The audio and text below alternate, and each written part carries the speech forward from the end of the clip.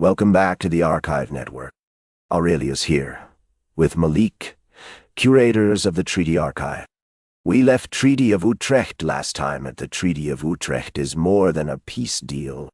Today we pick up where we left off. The dust of negotiation has settled, revealing a transformed map of Europe. The Treaty of Utrecht was signed in 1713, marking the end of years of brutal conflict. But what exactly did the diplomats agree upon? More than just a collection of treaties, this settlement laid the groundwork for a new world order, one that reshaped alliances and rivalries. It's a reminder that the balance of power is always in flux, and the echoes of this agreement still resonate today. Aurelius, it's important to recognize that these treaties weren't merely agreements. They were strategic maneuvers orchestrated by diplomats who had to navigate a complex web of competing interests. Who really won here? It wasn't just about the signatures on the paper. The real story lies in the aftermath, where lives were reshaped across continents. Families were torn apart. Communities changed forever. We need to remember the human cost behind all of this. At the heart of this settlement lies Spain's fate. Philip V was recognized as King of Spain, which firmly cements the Bourbon dynasty's hold. This isn't just a minor concession. It's a significant shift. For years, we've witnessed Europe's collective anxiety over the prospect of a united France and Spain. But thanks to Philip's renunciation of the French crown, that nightmare evaporates. We can breathe a bit easier now, knowing that the balance of power shifts just a tad more in our favor. Aurelius, let's not overlook the irony here. Spain, once a mighty empire, has faced a significant fall from grace, losing territories like the Spanish Netherlands and Naples. But this isn't just about dynastic claims. Think about the real human cost of these decisions. Families are torn apart, communities shattered, all because of lost land and power. Every decision has a face, and it's those lives, the people behind the borders, who truly bear the weight of these historical shifts. Yes, Spain's losses are considerable. The Habsburgs are now gaining control over immensely rich territories, which only strengthens their grip on power in regions like Italy and the Low Countries. We can't overlook the larger picture here. Empires thrive on expansion and conquest. They draw lines on maps, and those lines have consequences that ripple across borders, affecting countless lives. It's a dance of power and ambition that never truly ends. But it's crucial to see the broader implications here.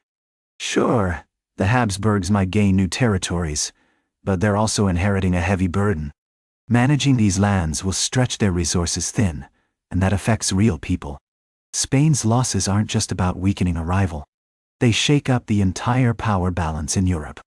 Families will suffer, economies will shift, and the everyday lives of countless individuals will be impacted. It's a ripple effect that reaches far beyond the battlefield. Now Britain emerges as the treaty's greatest beneficiary. The Royal Navy gains vital outposts, most notably Gibraltar and Minorca. These strategic locations significantly shift the balance of naval power in the Mediterranean. Gibraltar, in particular, becomes a symbol of British strength, a prize long coveted by various nations. We see how these acquisitions not only bolster military presence, but also secure trade routes. It's a testament to the relentless pursuit of dominance that defines empires throughout history. But let's not romanticize Britain's gains. Their expansion comes at a high cost, especially for the people already living in those lands. Claiming Newfoundland and Nova Scotia from France isn't just a strategic move. It sets the stage for future conflicts that will tear communities apart. Families will be displaced, and lives will be changed forever. This marks the start of a long colonial rivalry, one that will only intensify and leave scars on both sides for generations to come. You're right, Malik. The seeds of conflict are sown deep. Just look at the Asiento de Negros, which grants Britain the right to supply enslaved Africans to Spanish America. It's a particularly grim arrangement. It doesn't just enrich British merchants. It effectively binds countless lives to the unspeakable horrors of slavery. We see how greed fuels this system, perpetuating suffering across oceans. This is the legacy we must grapple with as it shapes our world even today.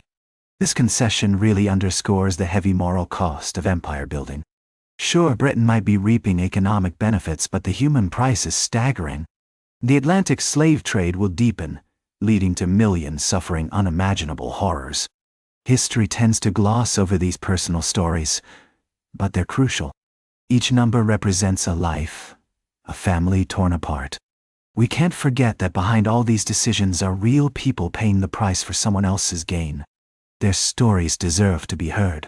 And yet, the Dutch Republic emerges from these events with results that are decidedly mixed. They managed to secure crucial fortresses, a necessary measure to guard against the looming threat of French aggression. It's a bittersweet victory, though. Their once commanding trade supremacy is steadily waning as Britain's influence rises like a tide, shifting the balance of power. This treaty marks a significant transition, not just for the victors, but for every nation caught in this web of shifting alliances and ambitions. Aurelius, we can't overlook the broader consequences of this treaty. France, while trying to keep a Bourbon on the Spanish throne, is facing some serious setbacks. The dream of dominance is slipping away, and Louis XIV's ambitions take a hit. But it's not just about maps and borders. This impacts real lives. Families are torn apart, and communities are left to pick up the pieces. We need to remember that every decision reshapes the world for ordinary people. Every clause in these agreements was a delicate balancing act. For every gain, there was a corresponding cost that had to be weighed carefully. The Treaty of Utrecht isn't just a peace deal. It's a blueprint for a new era of statecraft. Now, power is measured not just in battlefield victories, but also in the shrewdness of diplomatic negotiations. We see this shift reflected in how states interact today, where words can sometimes wield more influence than swords. This is the essence of how empires evolve. That's where we leave it this time. Treaty of Utrecht continues. The story isn't finished yet. Find the full series on the Treaty Archive, part of the Archive Network. We'll be back with the next chapter.